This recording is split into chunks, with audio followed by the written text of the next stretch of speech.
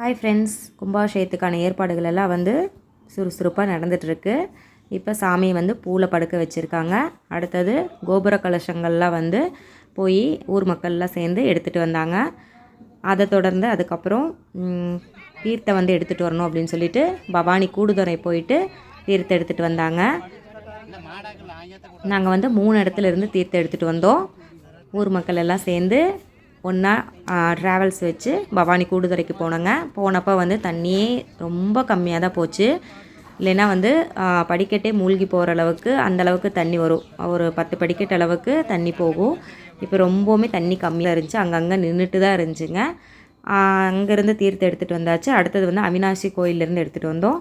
அதுக்கப்புறம் எங்கள் ஊருக்கு பக்கத்துலேயே கொடிவேரி இருக்குது. அங்கே போய் 3 இடத்துல தீர்த்தம் எடுத்துகிட்டு வந்தாச்சு. அதை தொடர்ந்து நைட்டு கணபதி ஹோமம் பண்ணாங்க. வாஸ்து சாந்தி பூஜை அப்படின்னு சொல்லிட்டு அதுக்கு ஊர் கமிட்டியர்லாம் உட்காந்து பூஜைக்காக ஹோமம் பண்ணிகிட்ருக்காங்க. இது சாட்டர்டே நைட்டுங்க. கும்பாபிஷேகம் ஃபுல் ஏற்பாடும் நடந்து முடிஞ்சதுக்கப்புறம் கோயிலை பார்க்குறதுக்கே ரொம்ப சூப்பராக இருந்துச்சுங்க. எங்கள் கோயில் பழைய கோயில் இப்போ கர்ப்பகிரகம் தெரியுது பாருங்கள், அந்தளவுக்கு மட்டும்தான் கோயிலே இருந்துச்சு. ரொம்ப சிம்பிளாக இருந்துச்சு. 35 வருஷத்துக்கு முன்னாடி கும்பாபிஷேகம் பண்ணது. இப்போ 35 இயர்ஸ்க்கு அப்புறம் எல்லா ஊர் பொதுமக்களும் எஃபர்ட் போட்டு இந்த அளவுக்கு கோயில் கட்டியிருக்காங்க. பாருங்கள் எவ்வளோ பெரிய இடம். அந்த இடம் ஃபுல்லாக நீட் பண்ணிவிட்டு கோயில் கட்டியிருக்காங்க. நைட்டு வாஸ்து சாந்தி பூஜைக்காக எல்லா லேடிஸ் அண்ட் ஜென்ட்ஸ் குட்டீஸ் எல்லாருமே கலந்துக்கிட்டாங்க.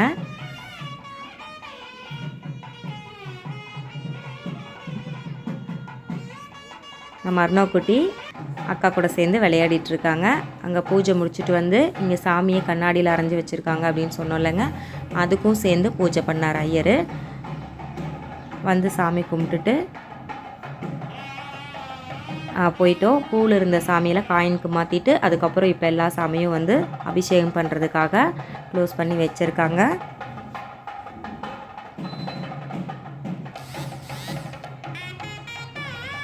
நாங்களும் எல்லாம் சாமி கும்பிட்டுட்டு அப்படியே கிளம்பிட்டோம். இது யாகசாலைக்கு போடுறதுக்கு தேவையான பூஜை பொருட்கள்லாம் ரெடியாக வச்சுருக்காங்க. எவ்வளோ சாமானங்க, பார்க்க அதை என்னென்ன பேருன்னு கூட எனக்கு தெரியல. அந்தளவுக்கு அவ்வளோ பூஜை பொருட்கள் வச்சுருந்தாங்க. வெளியே எல்லாமே லைட் செட்டிங் சூப்பராக பண்ணியிருந்தாங்க. இன்னும் கொஞ்சம் ஒர்க் போயிட்டே இருக்குது. நம்ம என்ன தான் ஃபஸ்ட்டு ப்ரியராக பண்ணிக்கிட்டே இருந்தாலும் கும்பாபிஷேகம் நைட்டும் வேலை இருந்துக்கிட்டே இருந்துச்சுங்க விடிய வரைக்கும். நம்ம வீடு கட்டினாலும் அப்படி தான், கல்யாணம் பண்ணாலும் அதே மாதிரி தாங்க. எவ்வளோதான் ஃபஸ்ட்டே பிளான் போட்டு செஞ்சாலும் திருப்பி அந்த கல்யாணத்துக்கு முந்தத்து நாள், அந்த மாதிரி கும்பாபிஷேகத்துக்கு முந்தத்து நாள் கொஞ்சம் வேலை இருந்துக்கிட்டே தான் இருக்கும். இது யாகசாலைங்க. போட்ட முளைப்பாறையெல்லாம் சூப்பராகவே இருந்துச்சு. வீட்டில் கூட அந்தளவுக்கு வரல எங்களுக்கு. ஆனால் சாமி கோயிலில் போட்ட முளைப்பாறை அவ்வளோ சூப்பராக வந்துருந்துச்சு. அக்காவும் நானும் ரெடியாகி வந்துட்டோம். சரி குட்டீஸை போய் வீட்டில் பார்த்துட்டு வரலாம் அப்படின்னு சொல்லி கிளம்புனங்க. வெளியே அங்கங்கே நின்று பேசிகிட்டு இருக்காங்க.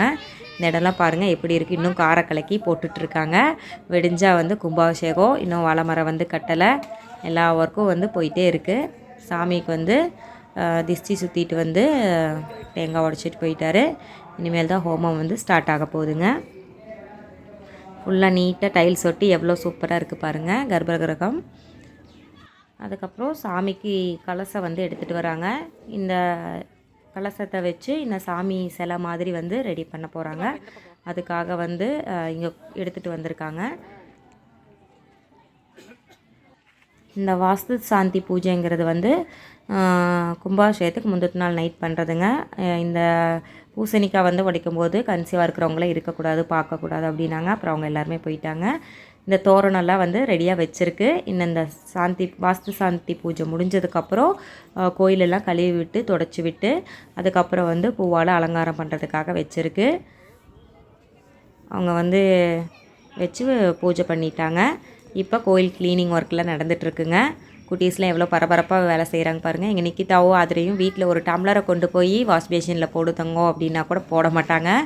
கோயில் பொது வேலை அப்படின்னு வந்தோடனே எப்படி இறங்கி வேலை செய்கிறாங்க பாருங்கள். 2 பேரும் மாங்குன்னு வேலை செய்கிறாங்க. போய் உட்காரு தங்கம் அப்படின்னா கூட நான்லாம் உட்காரல, கொஞ்ச நேரம் கழிச்சுன்ட்டு செஞ்சுக்கிட்டே இருந்தாங்க. இப்போ வந்து வாஸ்து சாந்தி பூஜை முடிஞ்சு தொடச்சி விட்டு நீட்டாக க்ளீன் பண்ணிவிட்டு அடுத்த ஹோமம்க்கு கோலம் போட்டு ஐயர் வந்து அக்னி குண்டம் ரெடி பண்ணிகிட்ருக்காரு. அதுக்கப்புறம் நான் சொன்னேன்ல அந்த தேங்காய் கலசத்தோடு வந்து முன்னாடி நின்றுருந்தாங்களே அதெல்லாம் கொண்டு வந்து ஒரு சாமி ஃபேஸ் வச்சு 7 சாமி கன்னிமார் சாமி மாதிரி 7 சாமி வந்து ரெடி பண்ணியிருந்தாங்க. பார்க்கவே அவ்வளோ அருமையாக இருந்துச்சு. ஒவ்வொரு சாமிக்கும் ஒவ்வொரு கலர் saree அந்த மாதிரி கட்டியிருந்தாங்க. கலர் பேப்பர் ஒர்க்கில் போயிட்டுருக்கு. ஃபஸ்ட்டில் வந்து இந்த கலர் பேப்பர் வந்து பேஸ்ட் பண்ணணும் அப்படின்னா ஒவ்வொரு கலராக வந்து வச்சுட்டு லைனாக நின்றுட்டுருப்போம். பசை ஒருத்தவங்க போட்டுகிட்டே போவாங்க. கம் போட்டுட்டு போனோடனே ஒவ்வொரு கலராக வந்து ஃபஸ்ட் இன் ஃபஸ்ட் அவுட் மாதிரி க்யூ வரிசையில் வந்து ஒட்டிகிட்டு போவோம். இப்போல்லாம் வந்து அங்கேயே ஸ்டிச் பண்ணி வந்துருச்சு. அதை அப்படியே எடுத்து கட்டினா போதுங்க. எவ்வளோ ஈஸியாக முடிஞ்சிச்சு பாருங்கள் வேலை.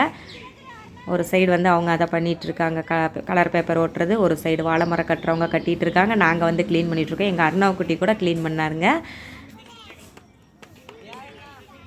யாகசாலையும் சூப்பராக ரெடி ஆயிடுச்சு. அங்கேயே உள்ள எல்லாம் சாணம் போட்டு வலிச்சு விட்டு ரெடி பண்ணியிருக்காங்க. பாருங்கள் எவ்வளோ ஆட்டமாக இருக்குது அப்படின்னு சொல்லி. அருணாவோட ஃப்ரெண்டு ஆராதனா 2 பேரும் சேர்ந்துட்டு க்யூட்டாக க்ளீன் பண்ணாங்க. அக்காங்களாம் க்ளீன் பண்ணுறாங்க. எங்களுக்கு அந்த மாதிரி கொடுங்க, முறம் கொடுங்க அப்படின்னாங்க. அவங்களுக்கு பாக்கு மட்டையை 2ஆக உடச்சி கொடுத்துட்டோம். அவங்க பாட்டு க்ளீன் பண்ணிகிட்டு இருந்தாங்க. அப்புறம் ஹஸ்பண்டு அவங்க ஃப்ரெண்ட்ஸ் எல்லாம் சேர்ந்துட்டு இந்த மாவிலை தோரணம் வந்து கட்டிகிட்டு இருந்தாங்க. எல்லாமே ரெடியாக இருந்ததுனால டக்குன்னு எடுத்து கட்டி முடிச்சிட்டாங்க. ஏன்னா வெடி காலையில் வந்து செய்கிறதுங்கிறது சாத்தியம் கிடையாது. நைட்டே சலுப்போட சலுப்பாக செஞ்சுட்டு போய் தூங்கிடலாம் அப்படின்னு சொல்லிட்டு ஆளுக்கு ஒரு வேலையாக செஞ்சுட்டு இருந்தோங்க. இந்த மார்னிங் வந்து கணபதி ஹோமம் பண்ணிவிட்டு கும்பாபிஷேகம் பண்ணுறதுக்காக நைட்டே ஐயரில் வந்து ரெடி பண்ணி வச்சுட்டு இருந்தாங்க. கலர் கோலம் எவ்வளோ சூப்பராக இருக்குது பாருங்கள். அவங்க கொண்டு வந்த பொடி, ஐயர் கொண்டு வந்த கலர் கோல பொடி வந்து அவ்வளோ பிரைட்டாக இருந்துச்சு. பார்க்க எனக்கு ரொம்ப ஆசையாக இருந்துச்சு. எனக்கு கோலம்னா ரொம்ப பிடிக்கும். எனக்கு அந்த கலர் கோலப்பொடி பார்த்தோன்னே வந்து அந்த மாதிரி வாங்கணும்னு ஆசை வந்துருச்சு. சேலம் சைடு போனீங்க அப்படின்னா இந்த மாதிரி கலர் கோலப்பொடி கிடைக்குங்க. சூப்பராக இருக்கும், நல்லா நைஸாக இருக்கும். சென்னையில் இருந்தப்போ இதே மாதிரி அதை நங்கநல்லூர் போனோம் அப்படின்னா அந்த ஆஞ்சநேயர் கோயில் வாசலில் அவ்வளோ கலர்ஃபுல்லாக வந்து கலர் கோலப்பொடி வச்சுருப்பாங்க. நல்லா ஷைனிங்காக இருக்கும், மினுமின்னு இருக்கும். அதே மாதிரி அவங்க கொண்டு வந்திருந்தாங்க பாருங்கள். 9 சாமி வச்சுருக்காங்க.